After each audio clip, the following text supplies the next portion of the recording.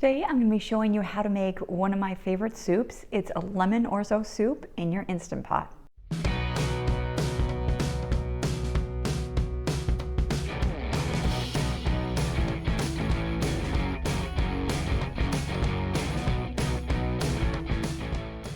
Hi guys, it's Karen. I'm back. I've been gone a while. I've been so inconsistent lately with my YouTube videos and I really want to get back into it. I love being here on YouTube and just kind of having that community. I've just been doing other things, busy I guess. So back here today, show you a soup recipe once again. I love my soups here. And this is going to be a delicious chicken orzo soup, and it has the secret ingredient, which is lemon, and not only lemon juice, but lemon zest. And it's just gonna bring a bright ray of sunshine into your life. If it's snowing where you live or cold where you live, this is what you need to make tonight for dinner. First thing we're gonna do is just turn this to the saute setting. And it's on the more. While the pot is heating up, I am going to peel these carrots and chop them up along with our celery. I'm using 3 ribs of celery and 3 medium carrots. I've already chopped up half of a large onion, which is probably about a cup of diced onion. And I always just like to have a little bowl handy to put any scraps, peelings, anything that's gonna go in the trash. It's just nice to have a bowl handy. And then you can just toss everything from that bowl into the trash can instead of making trips back and forth between you and the trash can.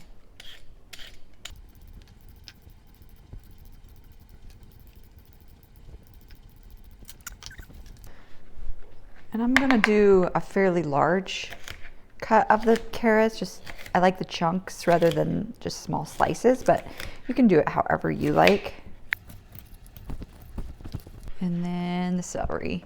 And celery, I always do a little smaller, just little half moon slices. Once the pot's heated up, we're going to saute the onions in the pot in a little bit of butter. So I have a tablespoon of butter here. I'll let that melt.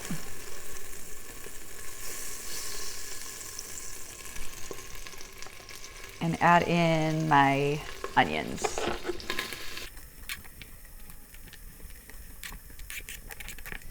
Saute those for about 3 or 4 minutes. All right, I'm going to mince some garlic. So I love buying this big bag of garlic. I got this one at Sam's Club, and it's in the refrigerated section, but I actually throw this in my freezer. And then whenever I need garlic, it's peeled and ready to go. And I just keep it in my freezer and it keeps it really good. That's my little tip for you. So I'm going to just put the garlic in there and press it into the pot.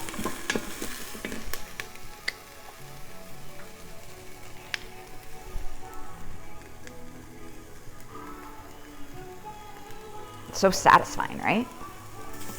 All right, so the garlic actually only needs like 15-20 seconds to kind of just saute a little bit. You don't want to burnt garlic. So then you're going to pour in 6 cups of water.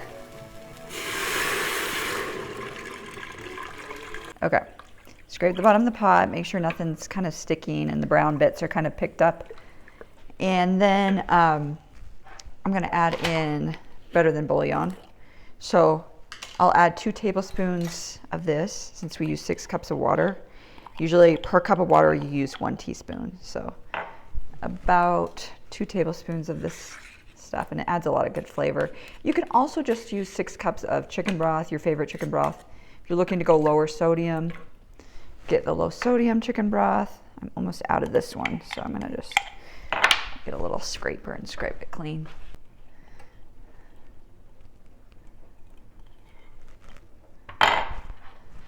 I'll probably be about a tablespoon by the end of this. It'll be close. I usually buy the big jars at Costco, but I had run out, and so I just got this at the normal grocery store. which I don't like doing because it costs like just as much as the huge jar from Costco for the little tiny jar. But it's still a good deal when you kind of equal out how many cups of broth it gives you. And I just love the flavor of the better than bouillon. It's just so good. All right. So we still have our saute setting on. It's heating up this broth or this water that we poured in there. And we'll just keep that on so that the pot can come to pressure quicker. Now we're going to add in, I have Italian seasoning, and I'm going to add in a teaspoon of that.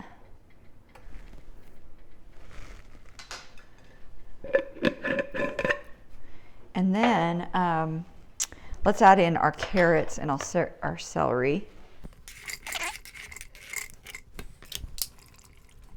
And then today I'm going to be using rotisserie chicken. So when I go to Costco or Sam's Club, I buy a couple of rotisserie chickens and I take all the meat off of them. And then I just store them in little Ziploc bags, like about this much in my freezer. So it's rotisserie chicken, but it's going to be one big block of it. And that's okay because by the time the pressure cooking time is up, it will have, thawed through and it'll be fine. So we'll add that in. And don't worry that it's all in one block. If it's not in one block and it's fresh, that's fine too. Now, if you want, you can cook just like chicken breasts or chicken thighs, whatever you have on hand, before you make the recipe, like separately. I just find that this just is so much easier. It's just ready to go, and it's really yummy meat usually. I like the combination of the white and the dark meat. Okay, now we're gonna add in some Orzo. So I found this Delalo product at Smith's. It was kind of hidden, so keep looking. I couldn't find any Orzo anywhere, and then I was like, oh, it was on the top shelf. So yeah, keep looking for it if you can't see it right away. I'm gonna cut that open. I'm not gonna use the whole package today. All right. I'm gonna only use a half a cup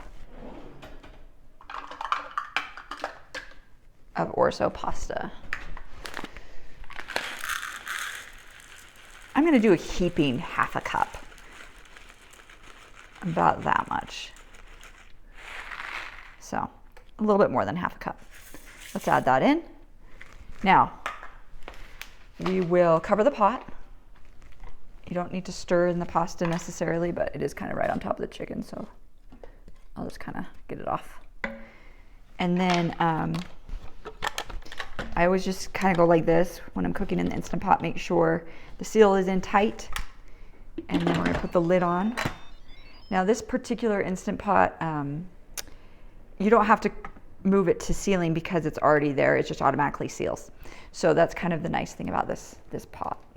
All right, so it's still on that saute setting, so I'm just going to push cancel, and then pressure cook. Actually, soup. I love the soup button for soups because it keeps the broth nice and clear.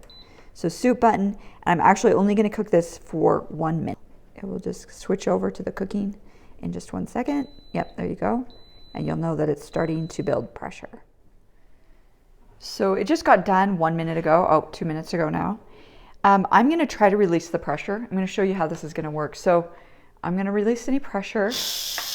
And if it starts foaming, I'm going to just stop releasing the pressure. So sometimes with soups and like pastas and stuff can start foaming out. But I just want to try to release the pressure as soon as I can so that it can stop cooking the pasta. So let's just see how it goes.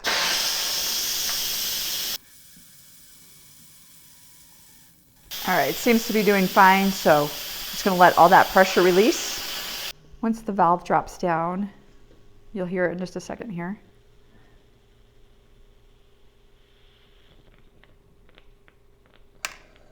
Okay, you could hear it drop. You could move the lid open there. Okay.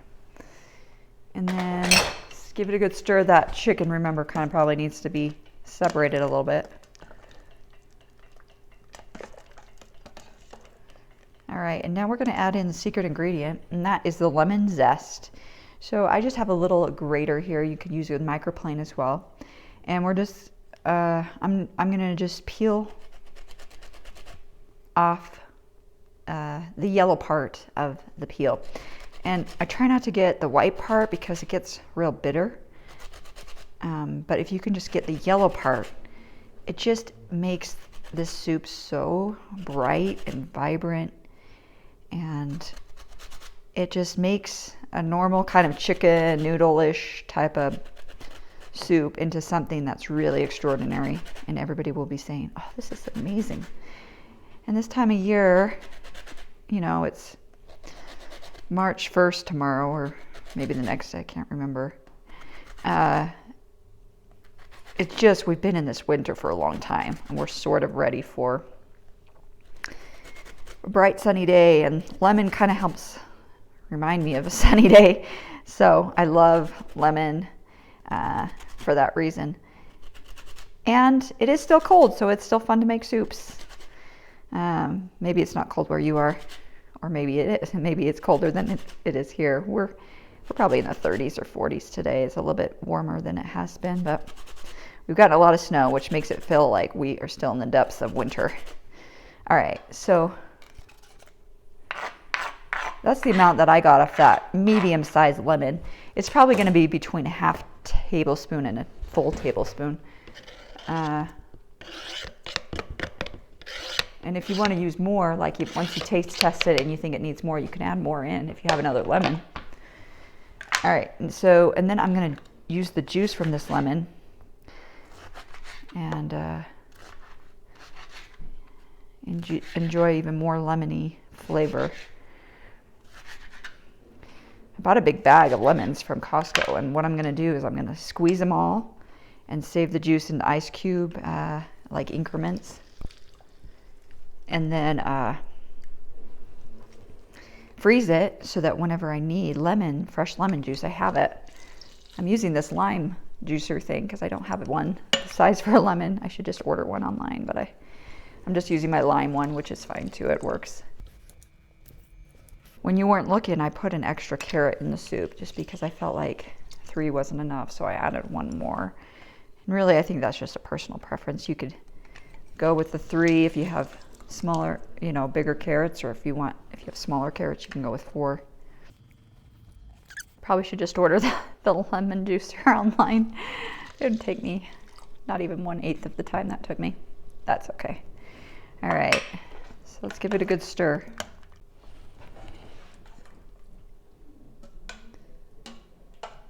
So that's what it looks like. I'm going to taste test and make sure everything tastes good, and then season it to taste. I have a little tiny bowl here. I'm going to try it out.